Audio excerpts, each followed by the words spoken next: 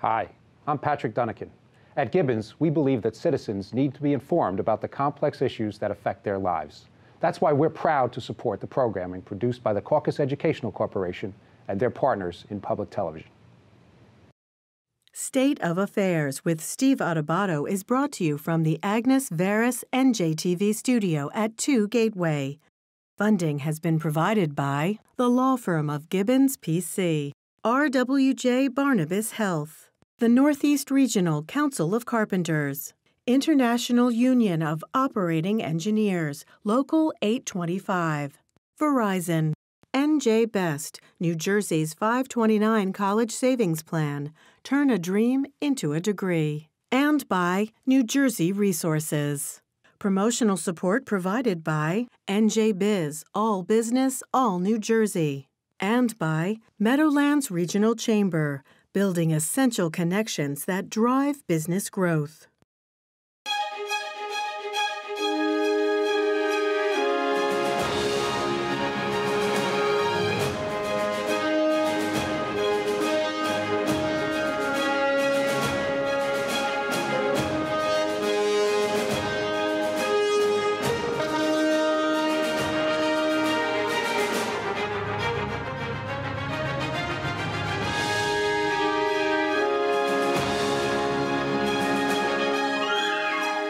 Welcome to State of Affairs. I'm Steve Adubato, and we're coming to you from the Agnes Veris NJTV studio in Newark, and we're honored to have the President of the New Jersey State Senate, Steve Sweeney. Good to see you, Mr. President. It's great to see you again, Steve. And looking forward to by the way, it's a full half hour with the Senate President. We'll cover a range of issues. By the way, having fun down there in the State House these days? Budget time's never fun. And it never seems to be different, Steve. Since I've been in the legislature, every year I've been there, we've been broke. So it's a challenge to try to provide for programs that are important. And, you know, it's always a challenge, but I always have fun personally. You know that. You do, and you don't take it personally. But I'm curious about this. The budget process, people might say who don't understand or follow, it's not their job to follow the arcane process of legislative activities or budget activities. Oh, so what's this thing about the end, the last day of June, the budget has to be struck, and if it's not struck, and it's not agreed to by the legislature and the governor, the state shuts down, which has happened before. This is not just a hypothetical. What really does take place, without telling us what you can't tell us, what really is going to take place between you, the governor, and the Speaker of the Assembly, Craig Coughlin, who will be joining us soon, and others? Well, our goal is to get the budget done early, Steve. I actually, after John Corzine's administration shut the budget down one year, I asked, you know, all the leaders, and I wasn't in the leadership. I said, do we have to wait? You were not the president. No, and I was just becoming the majority leader, and I said, do we have to wait till June 30th to pass a budget? And they said, no. I said, then why do we wait till the last day? And for 7 years with Christie, we got the budgets done early. In fact, the press hated it because there was no drama. You know what I mean? Like, in the middle of June, we were passing the budget. Well, you know, last year we had to shut it down because the governor and I and the speaker, we were all in a different place. So the goal is for the speaker and I and the governor to come to an agreement on the things that matter the most. And we agree on most things. You know, we were surprised with some of the things that got cut out of the budget because they were real Democrat priorities that were added in last year. But we're confident the governor has the same care and concern for programs like Governor McGreevey runs with reentry. New Jersey reentry for prisoners, providing them the training and the services they need not to go back into prison, correct? Exactly. Right, as we speak, excuse me, we're taping this on April the 10th. As we speak right now, that item, I believe it's $5 million. It's been zeroed out. Translate that. Where there's no money now. Where there was money to fund this program, it's gone. CASA, court-appointed special advocates. Why does that matter to the rest of us? Because they're providing a service to people that, you know, to kids, you know, when they go to court. They're providing a service for free. They're volunteers. But we have to put some money in it to take care of it. School funding, Steve. School funding is the major issue. State funding of public schools based on a 2008, if I'm not mistaken, law? Yeah. And where are we with that? Well, we spent 18 months fighting to start fixing the problems, and we started fixing it last year. Under Governor Christie, Governor Murphy has funded the formula without taking into account that districts are overfunded. are getting more money, and districts that are underfunded are really not getting the proper percentage. But again, I'm confident working with the governor, working with the speaker, we'll fix these things. You're hearing a lot about this during the budget. Our goal is to find a solution to the problems. And, you know, I've been the Senate president now, if this is going on my 9th year, and I look forward to working with Phil Murphy and Craig Coughlin. You know, the new speaker and I have a great relationship. We disagree, and as Democrats, you're going to see us argue publicly. It happens. You know, it's not like the Republicans. We do disagree. Well, excuse me for interrupting, Mr. President. Some people might say, hey, look, the Democrats control this governorship. They control the Senate. They control the lower house and the Assembly. They should be able to get anything they want done because they're all Democrats. They all agree on the same stuff. You say? We're all different, and we all have different priorities. You know, Steve, that's the point. But we're not that far apart on a lot of things. We're very close. But it's always the devil's in the detail in order to get something done. You know, philosophically, I think we're very much in the same place. So, you know, it just comes down to where do we go and how do we craft a budget. And you know, after what they did in Washington with the Trump tax cut, which is an increase to New Jersey. Let's talk about that. The Trump tax plan, which many people say certain income earners are going to be okay, do well, do better. But as you live in New Jersey, a very high property tax state with a relatively high income tax level, you can only deduct $10,000 of your state and local taxes. Now, for some of us who pay well beyond that in property taxes, and anyone, right, or you pay your state income tax, it's just 10 grand and that's it. Why is that bad for New Jersey? Well, because when you limit, look, we were able to, deduct our property taxes before. We were able to deduct our income taxes before. All of it? All of it. Now we can't. So, you know, as someone that sponsored the millionaire's tax, Steve, 5 or 6 times. You did? I did, and voted for it. That was then. What we're dealing with now today is now. And the room that we had, the ability that we could have to look at that then, I mean now, is different than it was then. We can't do it right now. Hold on. Respectfully, you know, Senator, the governor is saying, look, I'm not saying what the governor will be on and he'll speak for himself, but he's saying we need this millionaire's tax. We need to raise the state income tax on people who earn over $1 million. I believe from where we are right now, 8.9% to over 10%. 10.75. 10.75. He's saying, I don't want to do it, but we have to do it in order to bring in the revenue to fund the pension, to fund the public school system, to do the things we want to do. You don't disagree with that philosophically? I disagree with where we're going right now because, Steve, we have structural problems. We're not talking about the spend side. There's a problem with the state government right now. You know, we have a structural problem with our pensions, with our health coverage. Right. And that's eating up more and more of the budget, and it's crowding out more and more programs. So my point is, listen, you want to raise taxes, that's in my mind, the last stop. You think it's a mistake? I think it's the very last place to go.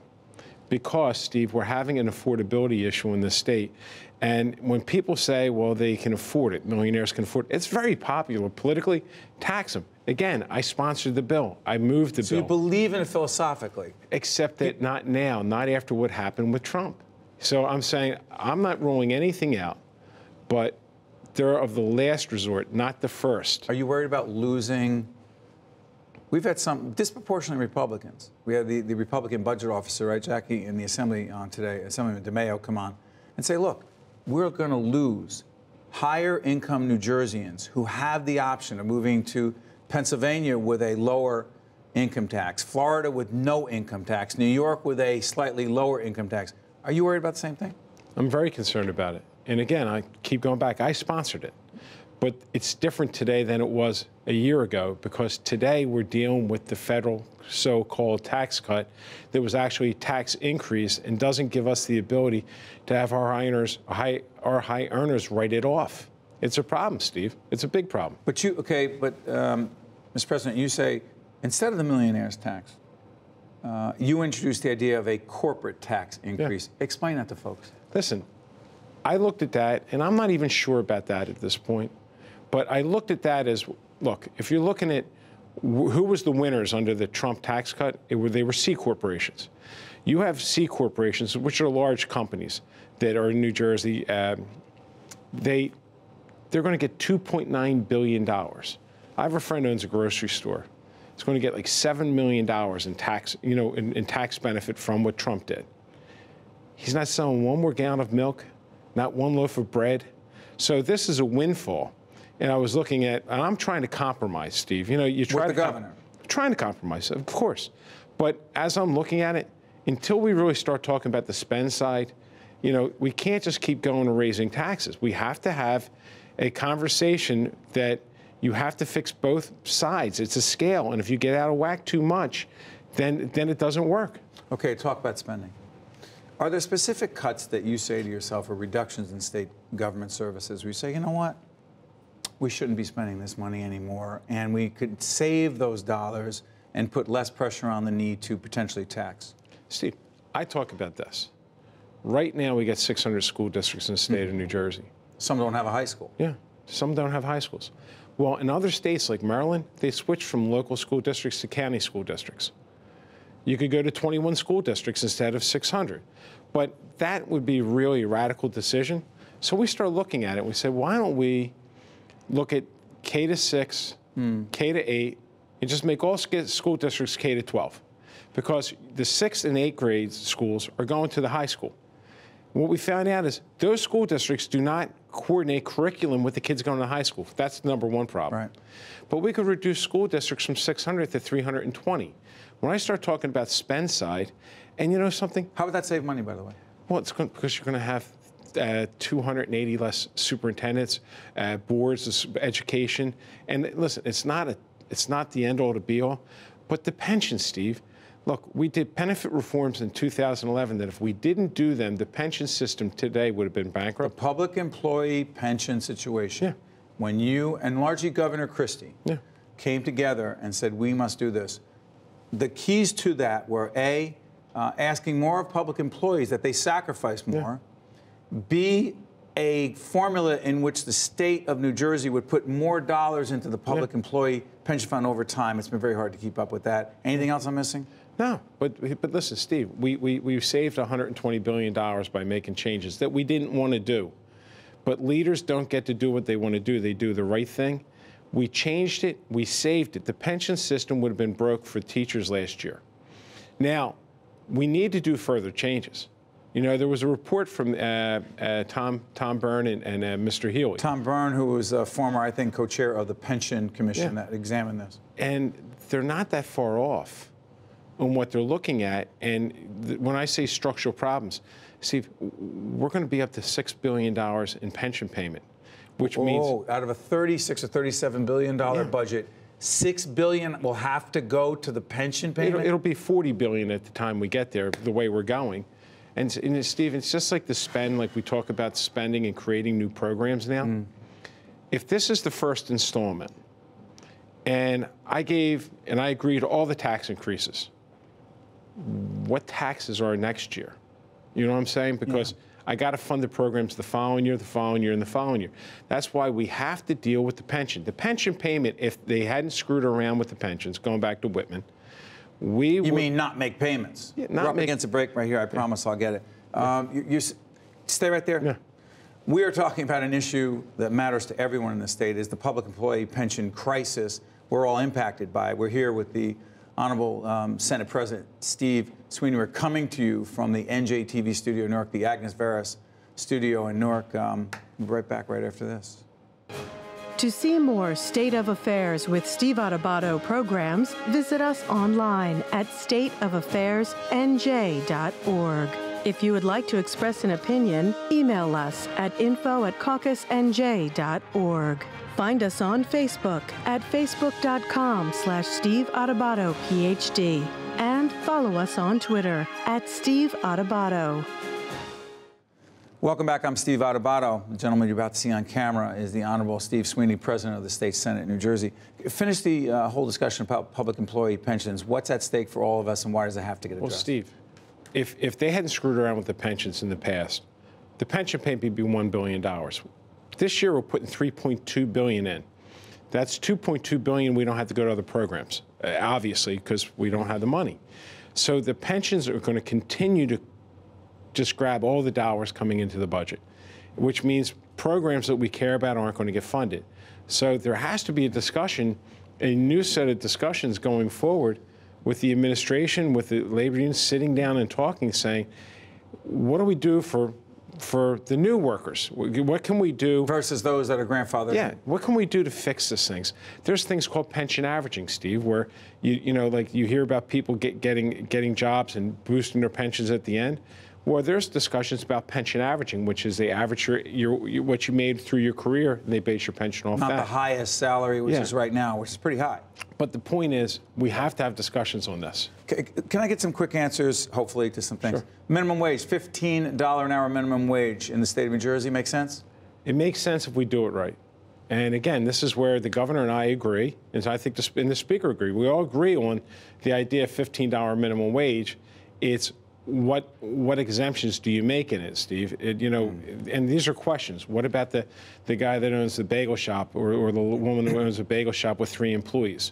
How's that work? Seasonal kids, farm workers right now, because it's a commodity. We know if you're buying apples out of Oregon and it's 3 cents a pound cheaper, guess what? It's going to, you know, they're not buying them from here. You're saying certain exemptions. Yeah, we have to talk about what it looks like.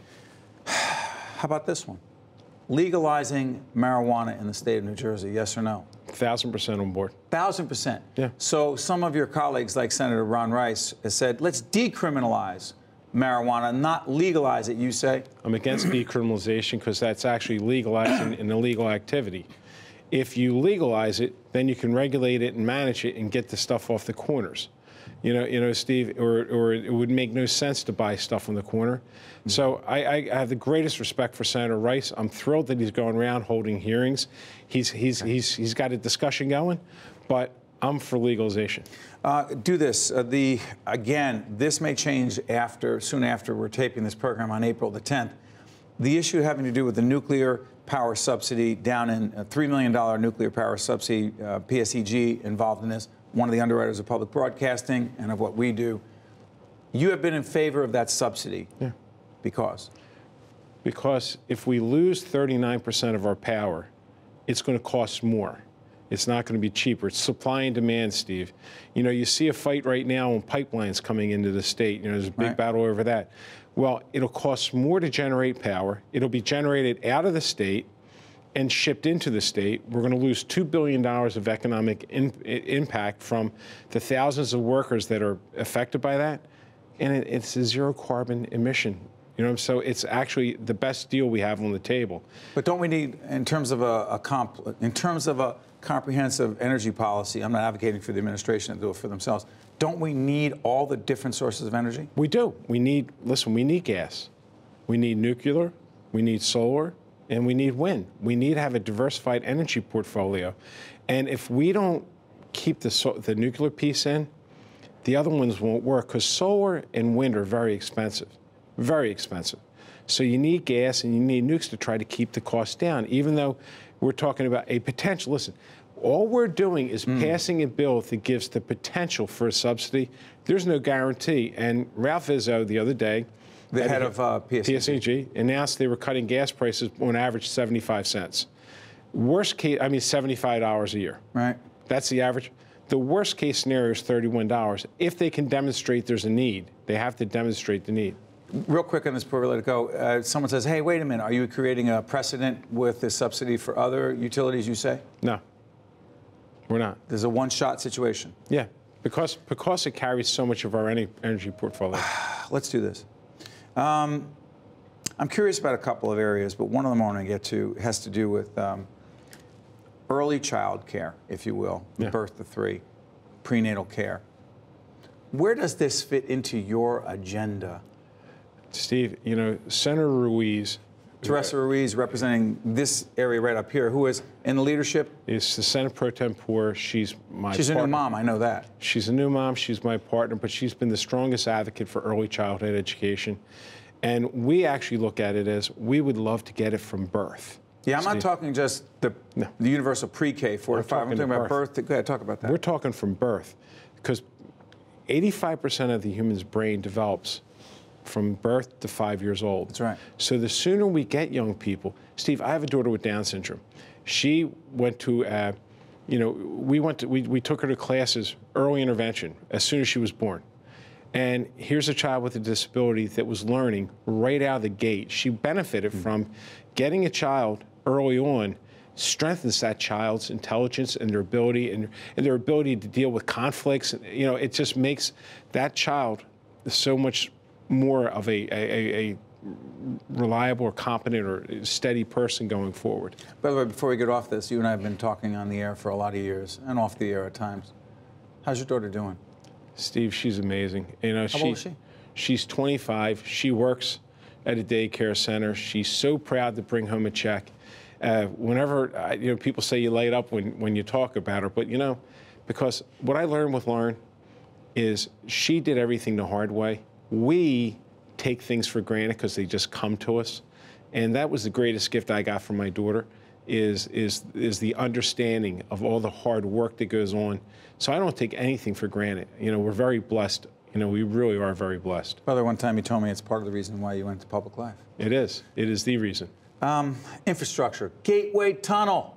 Yeah. The state can't do it alone. New York and New Jersey can't do it alone. Need the feds, the Trump administration. Huge issue.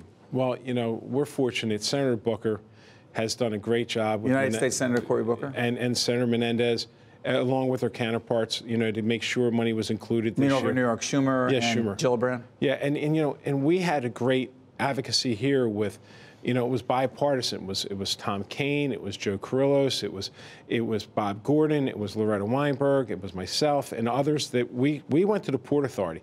We kept banging away. The Gateway project wasn't even in their 10-year capital plan before we started really raising red flags. And not I take credit, but I think New Jersey should take credit because they raised the flag and raised enough hell to get it on everybody's radar. And we have to have that tunnel. If we don't? Well, if they have to shut down one tunnel, we lose 75% of the train traffic. And if Donald Trump says, hey, not my problem, it's a New York, New Jersey problem, you say? It's wrong. This is a national issue. It's not just New York, New Jersey. This is the Northeast corridor. It affects all the states in the Northeast, and it has a major impact. We have, God, I forget what the percentage of gross domestic product comes out of this area. It'll cripple us. For a couple minutes left. What issue have I missed on your agenda for 2018 that you want to drive, whether it's in the budget or beyond? Well, like I said, school funding is a top priority for us, getting it right and fixing it. Because right now, you hear people saying we don't want to pit kids against each other. Well, we're already pitting kids against each other. Right. When you're funding districts at 20% and other districts at 130%, that can't continue, Steve. And it was the creation of the legislature years ago when we did the formula. We put some things in to try to be fair to everybody, and they were supposed to be temporary. And they never went away. So now you have school districts that are getting funded for 18,500 kids that aren't in the schools. And then you have other school districts that have 12,500 kids that actually physically have the kids. They get no funding for them. I'm going to ask you about the tone and tenor of politics today real quick, but give me 30 seconds on autism, where we are on that. Steve, as someone who's an advocate for special needs kids and adults, autism we're there. There's just so much to do. There's so many opportunities. State role? The state has an enormous role, but locally in our schools, the understanding that we have and the way we can reach kids, the kids are inside. It's just trying to reach them. And autism is a spectrum. Yes. I know your sister's close on this. I built a school in Gloucester County when I was the field director that was just for children, like special ventilation systems where they made no noise, lights that didn't deflect. That's right. And created an environment where children with autism can be productive citizens. All people with disabilities, if given an opportunity, Steve, can be productive. You just got to look beyond the disability. By the way, the Senator makes reference to my sister Michelle runs the Center for Autism up in Northern New Jersey. You can check it out. Real quick before I let you go. Why does politics, I had Kevin O'Toole, who's someone you know and worked with very well. We had him on earlier today talking about the tone and tenor, the nastiness of politics today. Does it have to be that way? No, it doesn't have to be. How did it get that way? Something because we don't talk to each other. And it's all, I take it all. The art of compromise has gone. We're taking it all.